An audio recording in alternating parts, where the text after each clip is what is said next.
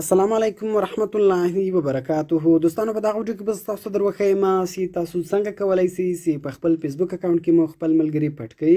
او دوستانو بیا به هیڅ چاته هم نور معلومیږي چې له تاسو سره په فیسبوک کې څوک ملګري دي، ځکه هغه به موږ پټ کړي وي.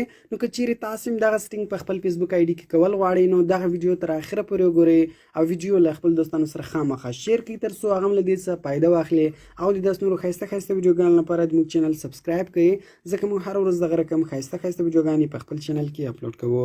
نو زه د ویډیو په طرف ویډیو شروع کوو.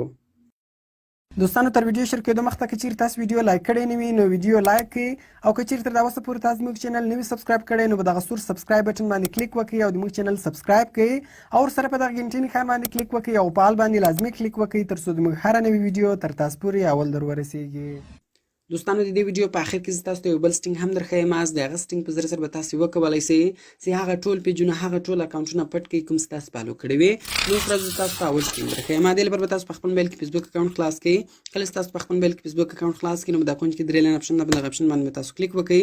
کله چې تاسو په دغه اپشن باندې کلیک وکړئ لاندې به ولاړ شئ، لاندې بیا تاسو په سټینګز اینډ پریویسي باندې کلیک وکړئ او بیا به تاسو په سټینګز باندې کلیک وکړئ. کله چې تاسو په سټینګز باندې کلیک وکړئ لاندې به ولاړ شئ، لاندې بیا تاسو پریویسي سټینګز اپشن پیدا کړئ.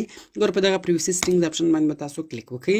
کله تاسو په پریویسي سټینګز اپشن باندې کلیک وکړئ لاندې به ولاړ شئ، لاندې ګورئ یو اپشن ده وایي هو کین سی یور فرینډ لیست، وایي ستاسو د فیسبوک آی جي فرینډ لیست دې څوک کتلی شي. نو سمپل به په دغه اپشن باندې کلیک وکړئ. کله چې تاسو په دغه اپشن باندې کلیک وکړئ نو دغه به ستاسو په فیسبوک آی ډي کې په پبلیک باندې ولاړ وي. نو بیا هغه کسان کوم چې له تاسو سره فرینډ وي هغه به هم ستاسې دوستان کتلی شي او کوم چې له تاسو سره نه وي فرینډ هغه به هم کتلی شي. نو دغه به تاسو په اونلی می باندې ودروئ. بیا به هېڅوک هم ستاسې د فیسبوک د آی ډي ملګري نشي کتلی چې له تاسو سره په فیسبوک کې څوک ملګري دي. دغه رقم دوستانو اوس راځو تاسو ته دویم سټینګ درښیم. دې لپاره به سمپل تاسو شاته راسئ.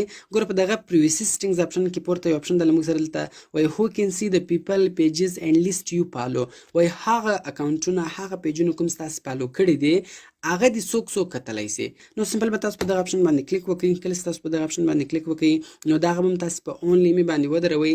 نو بیا کوم اکاونټونه چې تاسو فالو کړي دي کوم پیجونه چې تاسو فالو کړي دي هغه به هم بیا هېڅ چاته نور معلومیږي چې تاسو اوس کوم پیجونه فالو کړي دي او کوم اکاونټونه مو فالو کړي دي. نو دوستانو ډېر خوندور سټینګونه دي. کوم چیرې ویډیو خوښه شوې ویډیو در سره لایک کړئ، له خپل دوستانو سره خامخا شیر کړئ تر څو هغه هم له دې څخه فایده واخلي او د داسې نورو ښایسته ښایسته ویډیوګانو لپاره زموږ چینل سبسکرایب کړئ، ځکه موږ هره ورځ دغه رقم ښایسته ښایسته ویډیوګانې په خپل چینل کې اپلوډ کوو. نو ملاوي په نور ښایسته ښایسته ویډیوګانو کې په دعاګانو کې یاد ساتئ. د خدای په امان.